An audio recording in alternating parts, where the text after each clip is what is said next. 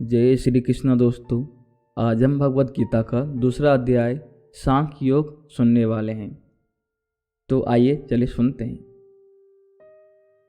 अर्जुन कहे श्री कृष्ण को, सुनो कृष्ण भगवान, देखना चाहूँ जो आज मैं दोनों सेन महान जो वेड़ लड़ने आए, क्या कहें उनके नाम।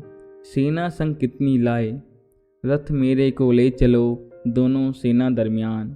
बेजर मामो मन कथन, सुनो कृष्ण भगवान। महर्षि वेद व्यास के वरदान स्वरूप मिली दिव्य दृष्टि से देखते हुए संजय बोला, हे राजन, अर्जुन का हृदय दया भाव से भर चुका है। उसके नेत्र अश्रुओं से भरे हुए हैं और रुदन करते हुए व्याकुलता की चरम सीमा तक पहुंच गया है। भगवान श्री कृष्ण उसे ढाढ़स बांधते हुए कह रहे हैं, हे पार्थ, युद्ध के ऐसे विकट समय में तेरे मन में दुख और विषाद की भावना कहाँ से उत्पन्न हो गई। इस प्रकार के विचार मन में मत आने दे। ऐसी बातों से ना तो स्वर्ग की प्राप्ति होती है और ना ही कीर्ति होती है। हे अर्जुन, इस समय नपुंसकों की समान बुद्धि की आवश्यकता नहीं है। तू तत्व की बात भी नहीं समझ रहा। हे श्रेष्ठ धनुधर, अपने हृदय के नीच बुद्धि का त्याग करके युद्ध के लिए खड़ा हो। भगवान श्री कृष्ण के श्रीमुख से ऐसे वचन सुनकर अर्जुन ने कहा, हे देवकी नंदन, गुरु द्रोणाचार्य और भीष्म पितामह मेरे लिए तो परम पूज्य हैं। इनकी तो मुझे आराधना करनी चाहिए। गुरु द्रोणाचार्य तो मेरे शीश की दक्षिणा के योग्य हैं और भीष्म पितामह के चरणों की रज में मेरा सुख तथा कल्याण है। मैं इन पर बाणों की वर्षा कैसे करूं? अपने इन दोनों महागुरुओं को मारकर मेरा कल्याण कैसे संभव हो सकता है? इनका वध करके जो राज्योचित सुख मिलेगा वह मेरे इन महान गुरुओं के रक्त से रंजित होगा। ऐसा करके ना तो मुझे सुख की प्राप्ति होगी, ना मेरे लिए यह कल्याणकारी होगा। हे वासुदेव नंदन, गुरु वध से बड़ा संसार में कोई पाप नहीं है। ऐसा पाप करने से अच्छा है कि मैं राज्य सुख को त्याग कर भिक्षा के द्वारा मिले अन्न से ही अपना निर्वाह करूं। मेरी समझ में नहीं आ रहा कि मैं क्या करूं और क्या ना करूं। यह अभी तो निश्चित नहीं है कि विजयश्री की प्राप्ति हमें ही होगी। मेरे सामने धृतराष्ट्र के जो पुत्र खड़े हैं वे युद्ध के लिए काफ़ी लालायित दिख रहे हैं। उनका वध करके भी कल्याण संभव नहीं होगा। आपने मुझे नीच बुद्धि को त्याग करने के लिए कहा, लेकिन नीच बुद्धि होती क्या है मैं नहीं जानता। इस समय ऐसा मूर्ख और बुद्धिहीन हो गया हूँ जो धर्म अधर्म को नहीं समझ पा रहा हूँ। धर्म क्या है, अधर्म क्या है? हे गुरुवर, मैं इस समय अशिक्षित हो गया हूँ और भिक्षा के योग हूँ। मैं मन, वचन और कर्म से आपकी शरण में आया हूँ। इस समय मुझे अपना शिष्य समझकर आप मुझे एक ज्ञान दें जिससे मेरा शोक दूर हो। हे प्रभु, इस शोक से मेरी इंद्रियां सूख गई हैं।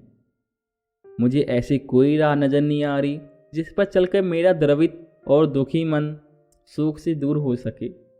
हे श्री कृष्ण, यदि मैं पृथ्वी का धन धान से परिपूर्ण व निसंकट राज और देवलोक की सामग्री भी पा जाऊं, तब भी इन सबको वध करके मेरा शोक का निवारण संभव नहीं है। मातृभूमि का राज तो मेरे लिए तुच्छ ही है। कुछ क्षण खामोश रहने के बाद संजय बोला, हे राजाधिराज। यह कहकर अर्जुन चुप हो गया है कि मैं किसी भी प्रकार इनसे युद्ध नहीं कर सकूंगा। तब भगवान श्री कृष्ण मुस्कुराते हुए अर्जुन को समझा रहे हैं, हे अर्जुन, विवेकी बन। विवेकी पुरुष किसी वस्तु की चिंता नहीं करते।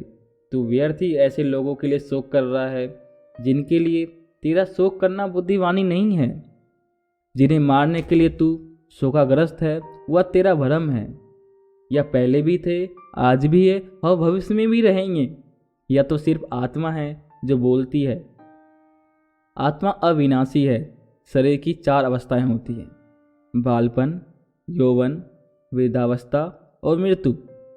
यह देह इन्हीं 4 अवस्थाओं से घिरी है। विवेकी पुरुष आत्मा को अविनाशी मानते हैं। शरीर से आत्मा का निकल जाना ही देह का मरण है और यही धर्म है। इसलिए बुद्धिमान शोकाकुल नहीं होते। जीवन तो जन्म मरण के मध्य की अवस्था है, जो आज है, कल भी थे और आगे भी रहेंगे। हे पार्थ, सोच, क्या किसी युग का अथवा काल में तू नहीं था? मैं नहीं था या ये सब लोग नहीं थे? क्या आने वाले समय में यह स्थिति नहीं रहेगी? तू देह के मोह में पड़कर भ्रमित हो रहा है।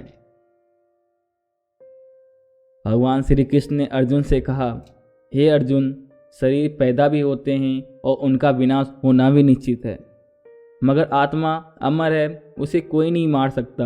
वह तो निराकार है और मर्यादा रहित है। हे वीर धनुधर, यदि कोई यह कहता है कि मेरे द्वारा यह मारा गया है, यह मूर्खतापूर्ण बात होगी, क्योंकि ना तो कोई मरा है, ना ही किसी ने मारा है। आत्मा ना तो जन्म लेती है, ना ही मरती है। आत्मा तो अजर अमर है, जन्म मरण से रहित है।